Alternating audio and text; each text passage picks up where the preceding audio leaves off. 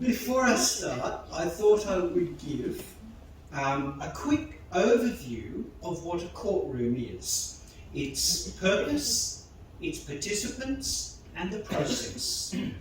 So the purpose of a courtroom is: a sin has been committed in the kingdom, peace has now been interrupted, a law has been broken. The goal is to bring justice for all concerned and to restore peace to the kingdom.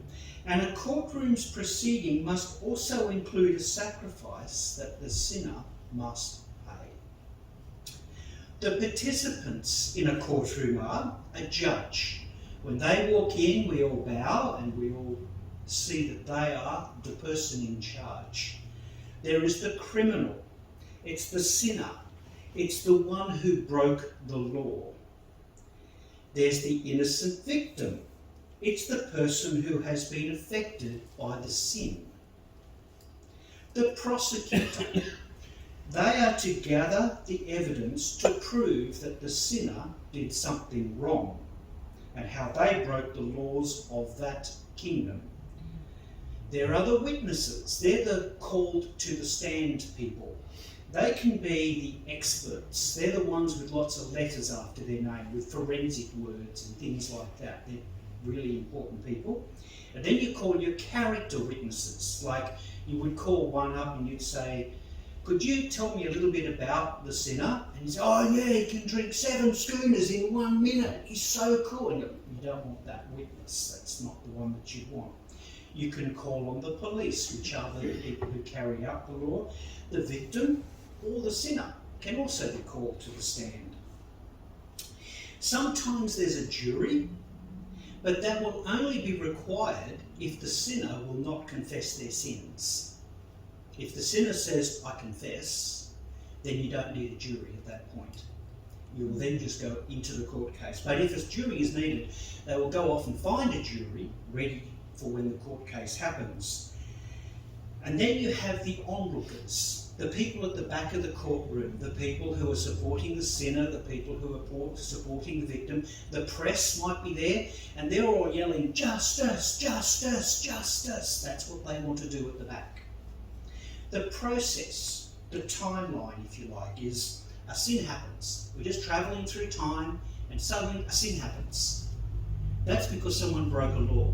Now, the only reason you're going to go into that courtroom, because you're not one of the parts of the others, you're only just going to go in there because you've either committed a sin or you've said someone else has sinned against me. That's the only reason that you're going to have a courtroom. Other than that, you don't need it. All the other people walk away. Charges will be laid on the sinner, and they will be referring to the specific laws that were broken. No other law, just the ones the sinner broke.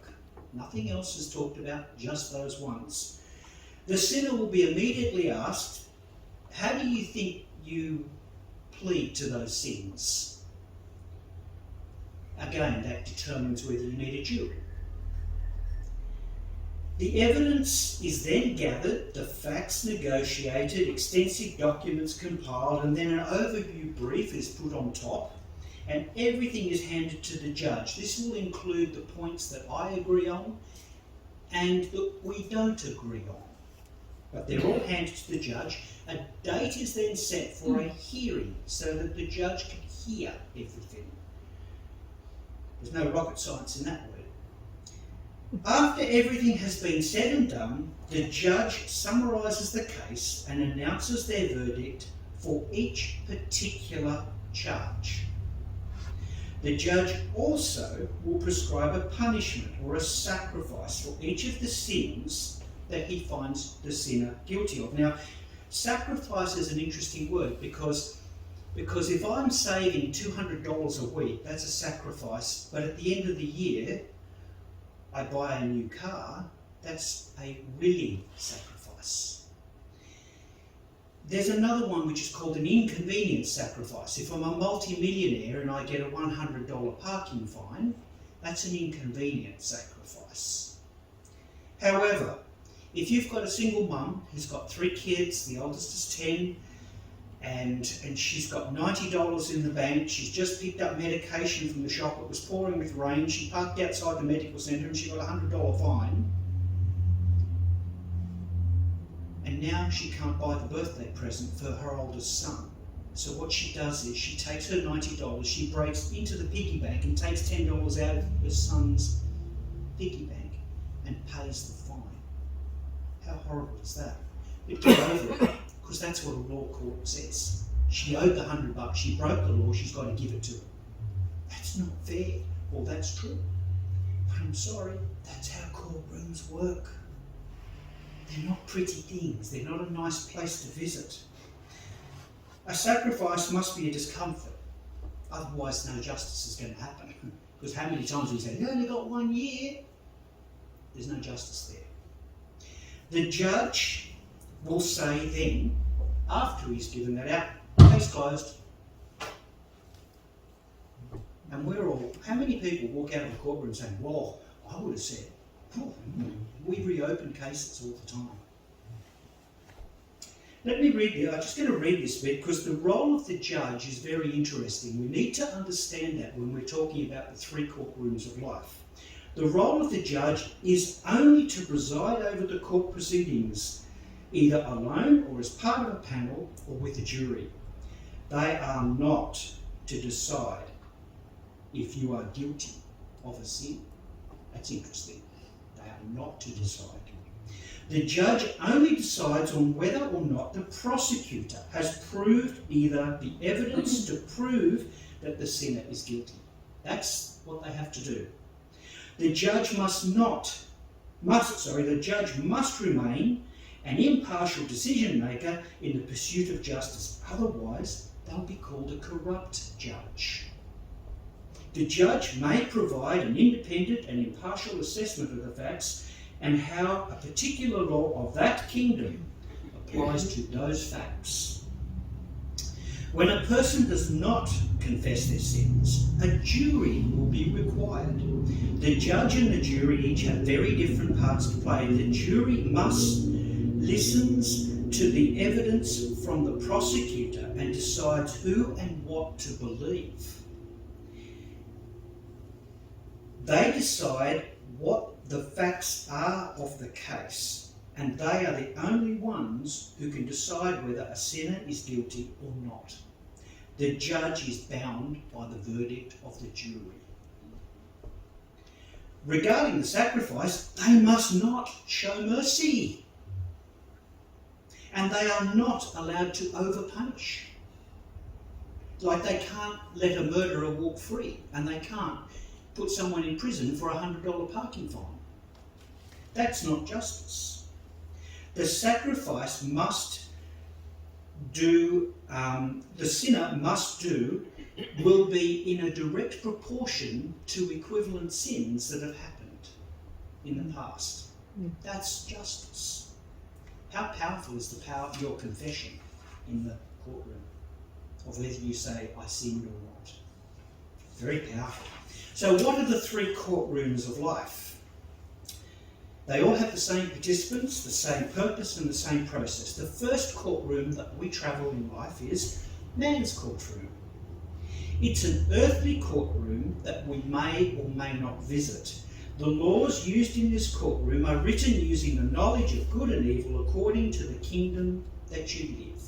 So if you live in Australia, we live in these laws. This state has slightly different ones to our federal ones, but there's lots of laws. If you go to China, you're going to live in another set of laws.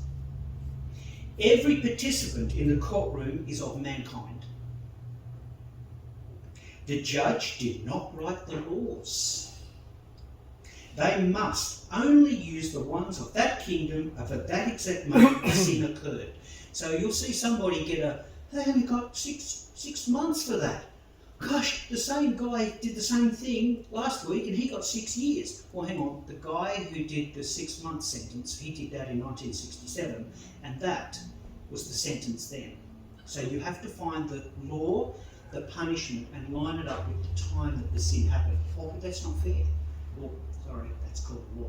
That worked that way. A democracy is where the people write the laws using their version of good or evil, and we hand that to the government.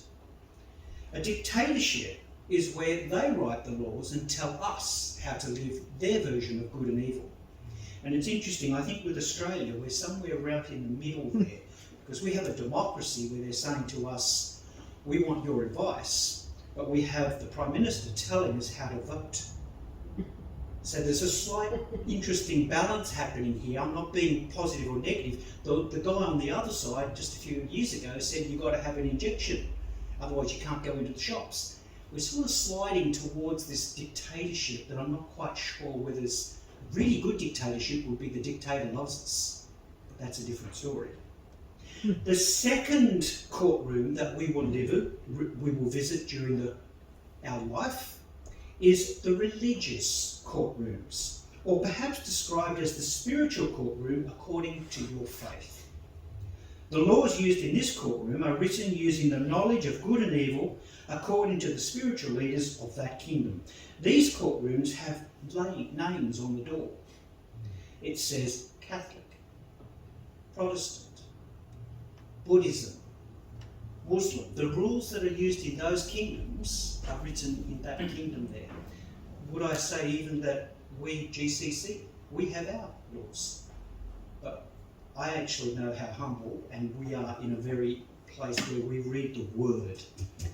We come back to this as close as we can get to it, the best we can. Most religions start with a Judeo-Christian law book, and then they start adjusting them to suit, like christenings. That's not in here.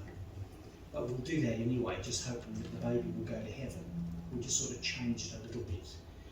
Tithing is a big thing that's used in a lot of churches. You'll be prosperous if you follow this law.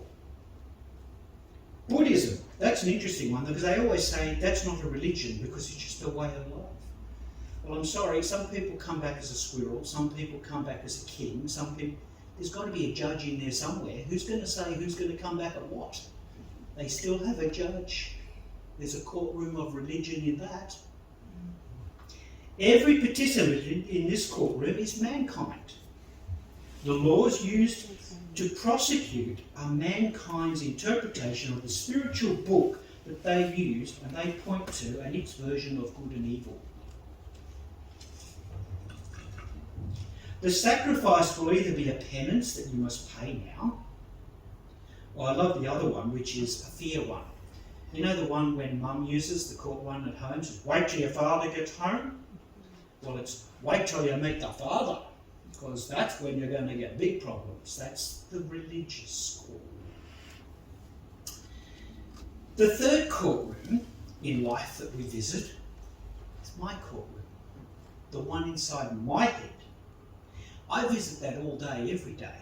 I live there most times. The laws in this courtroom are written using my knowledge of good and evil. They may or may not always line up with the other two courtrooms, but these are my laws. Every participant in this courtroom is me. I'm the only person in it. I can be the sinner. I can be the judge. I can be whatever I like. In fact, I'm using my laws that I wrote, using my interpretation of good or evil in the kingdom inside my head, in the courtroom that I live there. It's the only one where I can be judge, because I wrote the laws. Not mankind laws, not religious laws, my laws. How dangerous is that? How dangerous is that? I can become like God. I'm not a good judge. I jump straight to conclusions. I've lost my keys again. Stupid! Whole process, right to the end. Stupid! Politician, straight away. Stupid! Boom, straight to the end. Oh, but hang on, no, they've got that label on their front door, so I like that one. We can judge the person very, very, very quickly in our courtroom, in our head. Do you know what gets really bad about our courtroom? Is we start coming up with the sacrifice. John, you're an idiot. You just, or that person, they're an idiot. Straight to it. And they deserve to have this done to them. It's that courtroom of life. It's an interesting one. We all live in it. We can also have really good laws in there, like we're going to do some good things for people, and we love carrying and following those laws. The aim of all of us is to never enter three courtrooms as a criminal. This will avoid the verdict of ever being called guilty or having a criminal record for the rest of your life in one of those courtrooms. That's our goal. Always, every day. We don't want to go into any of those courtrooms because we hate it. So what is a sin? What is actually a sin? We live under the laws of all the courtrooms of life, all the time, and this causes conflict.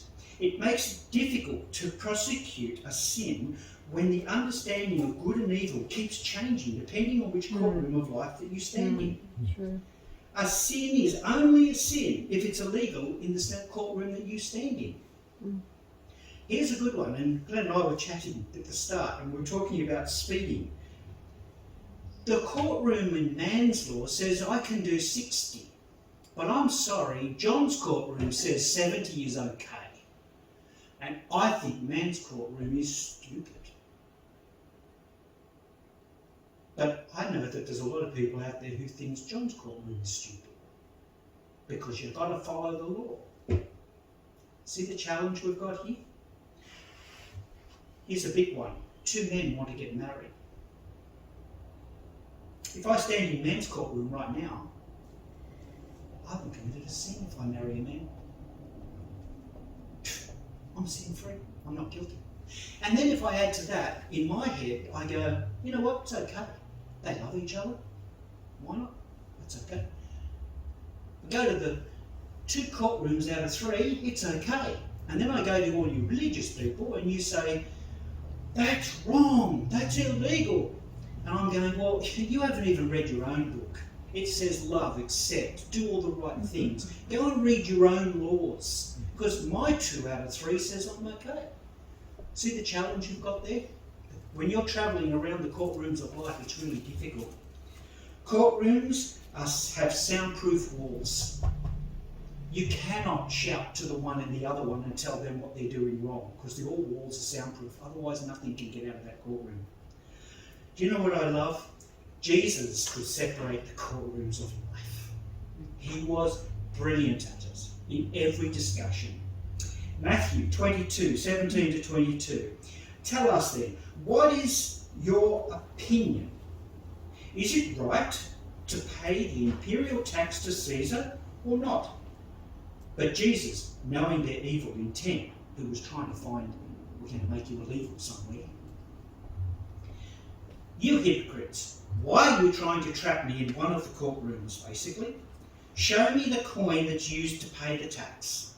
They brought him a denarius and he asked them, whose image is this? And whose inscription?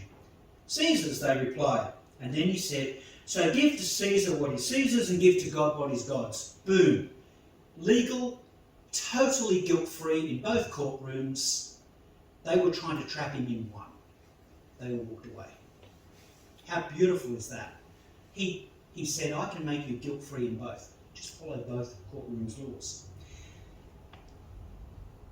The woman who's been stoned to death. She's sitting there. Everyone's got rocks in their hands. They're ready to start throwing. And Jesus took them all to the same courtroom. This one. What he did was he said, there was a woman here who was living in her courtroom inside her head. She had done the wrong thing and she knew it, and I can prove it. Because at the end, Jesus said, go and sin no more. She didn't say, oh, but I never sinned in the first place. She said, okay. She knew she'd sinned. All of these people up there, they were in the man's courtroom. Now, it's obviously illegal to throw rocks at a woman at that day, because otherwise they would have been done for murder. Man's courtroom must have said it's okay. The courtrooms of God said, the religious ones said, she committed adultery. But what he did was he said to them, have you ever done something that in your courtroom of life and said, that was wrong, I did the wrong thing, and they all put their head down and one by one walked away, he took them all to the courtroom inside their head and said, all of us are guilty. And so he said, now we're all equal, off you go. How beautiful is that? He was amazing with that sort of thing. You must discuss a sin in one courtroom and how it applies to that kingdom. Trying to change a sin in one of the others is almost impossible. You can't do that until they understand the laws in your courtroom. So unless you want to get someone saved, if they're standing in man's courtroom, if they're standing in their own courtroom, you can never bring them to your religious courtroom because they're living on a different set of laws. Here's a thought. Can you live sin-free? That's a good one. Yes. I can live sin-free. If I try to live in just one courtroom out of the three all my life, I will appear sin-free, and it's perfect. Like, if I decide to walk through life and I just obey man's laws, and I get to the end of the life and I have 0 on my guilty charges, I'm sin-free. But what about the other 2 courtrooms? No, look at that. I'm perfect. I didn't ever get a parking fine. I'm sin-free. What about the Pharisees? I tithe. I stand on the corners. I live in a religious courtroom. I'm so perfect. Not like all those other people. A little bit of my courtroom, but mainly the religious one. I'm so perfect. And Jesus went, don't know you. The atheist, they live according to the laws of evolution.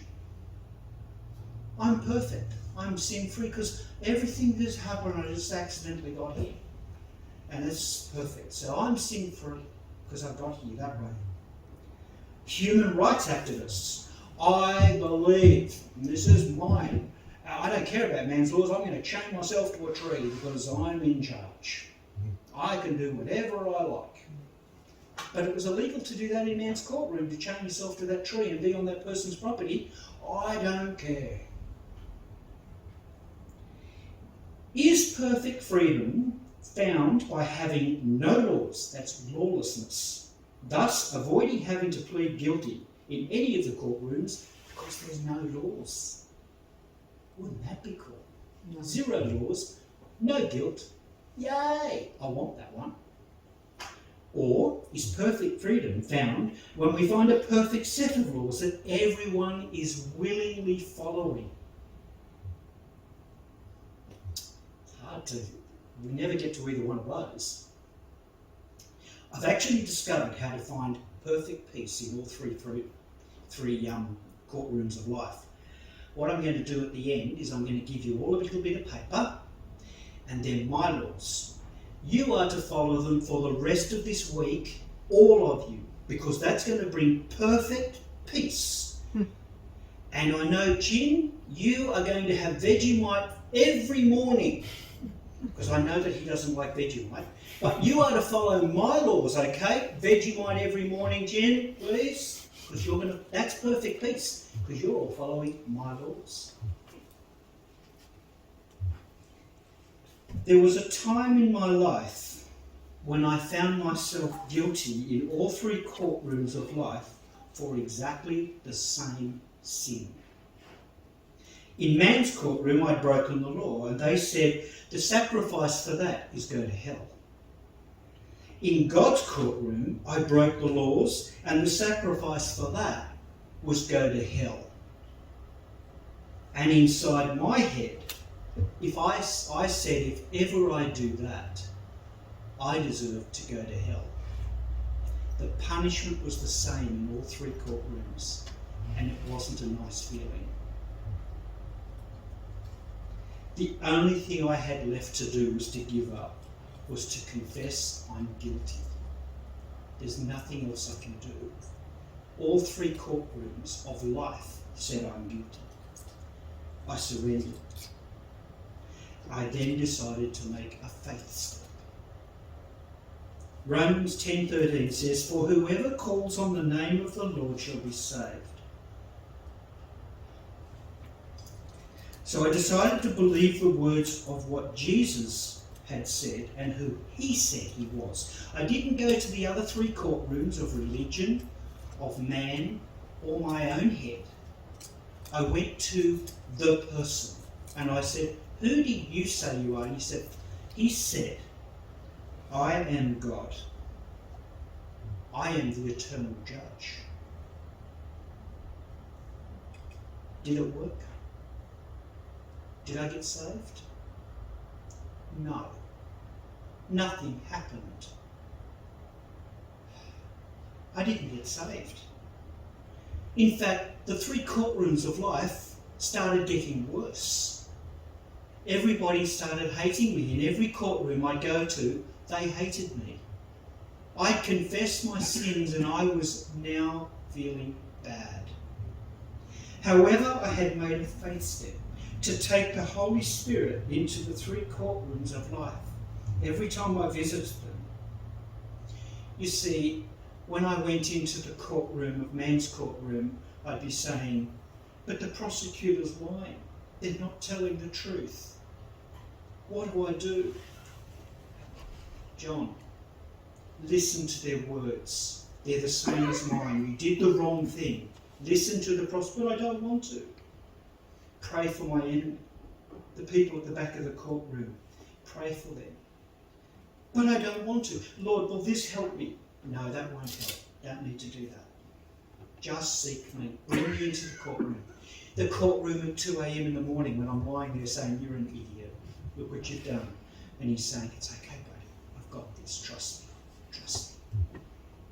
Every courtroom I was visiting, I asked the Holy Spirit to come with me and come into my heart where the laws of God were written, and he asked him to help me follow those, to teach me how these laws are to work in the courtrooms of life. Who would like to visit the courtrooms of life? None of us do. We all hate it. I wrote this is in this book that I'm writing at the moment. The number of times I contemplated suicide over the years were countless.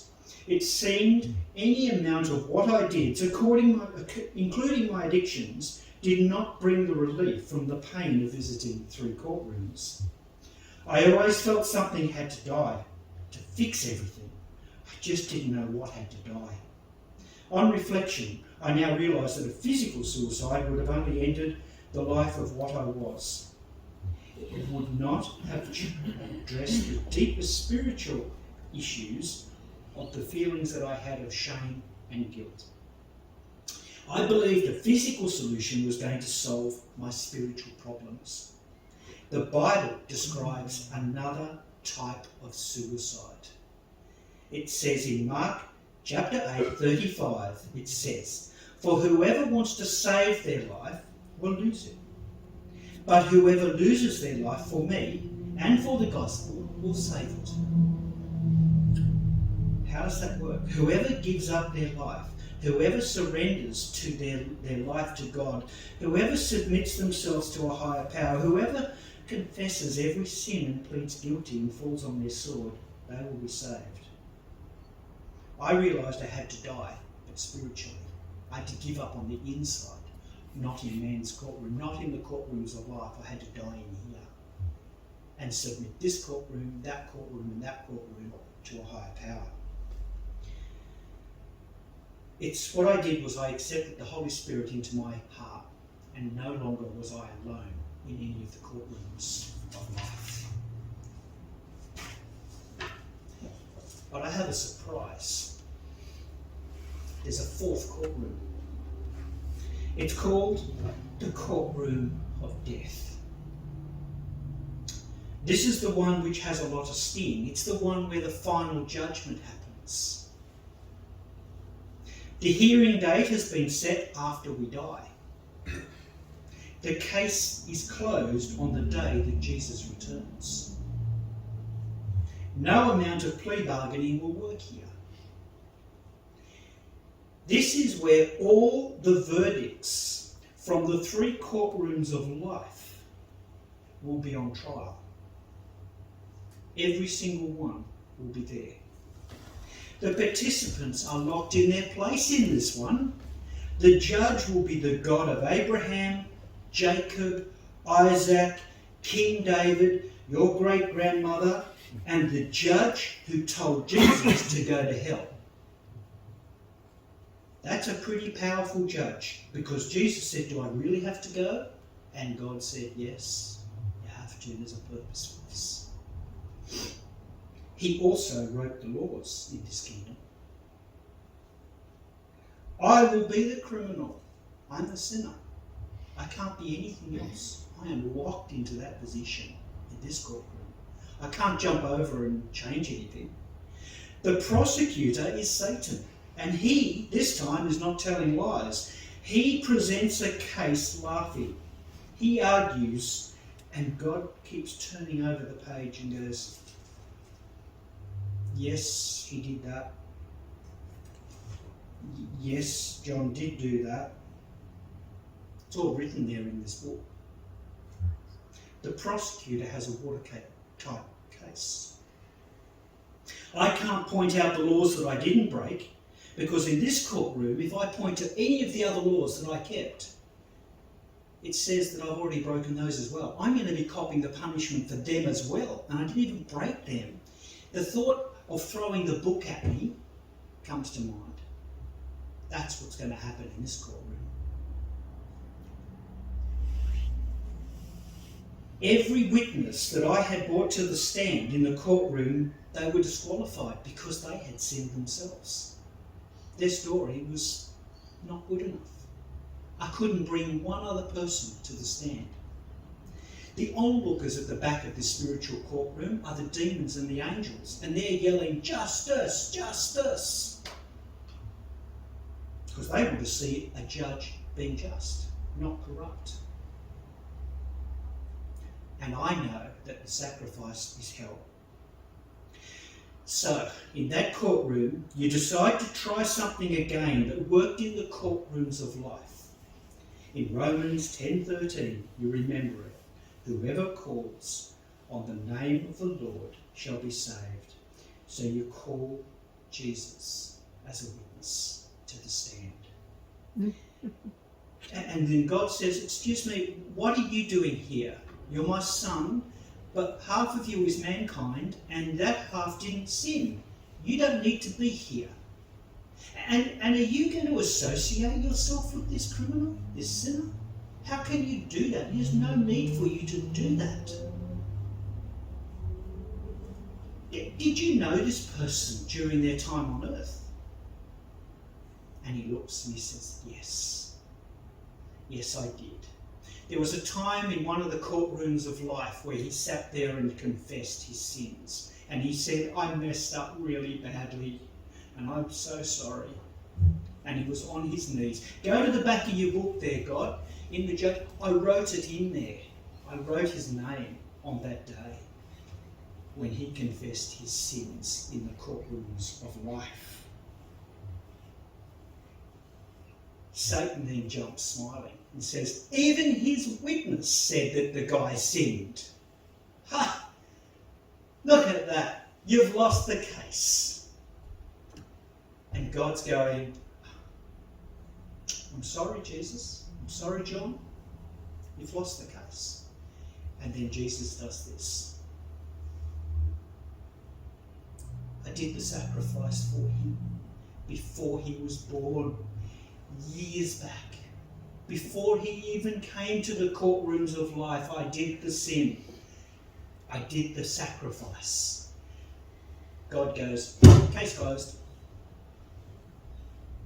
That's it. I'm going to show a little video. This courtroom, this last one, it's not like our man's courtroom. It happens in the twinkling of an eye.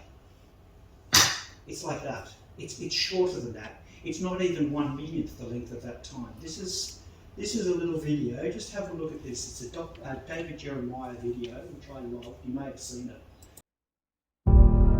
When the rapture occurs, the world will capture the moment. Cell phones, security cameras, law enforcement body cams, doorbell cams, and more will all bear video record of the great disappearance.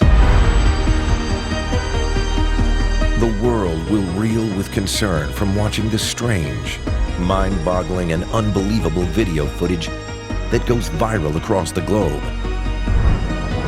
People vanish before their eyes, and all caught on camera. This event won't be science fiction, conspiracy theory, or mindless speculation. When Christ comes for his people, it will be in the twinkling of an eye. Between the resurrected dead and the raptured, billions of people will exit this planet in an instant, but billions will be left behind. It will be chaos on our globe, but incredible, glorious joy in the skies. This is the rapture, the great disappearance. It is vital to know what the Bible says about this coming day. The next event on God's prophetic agenda for the earth. Are you ready?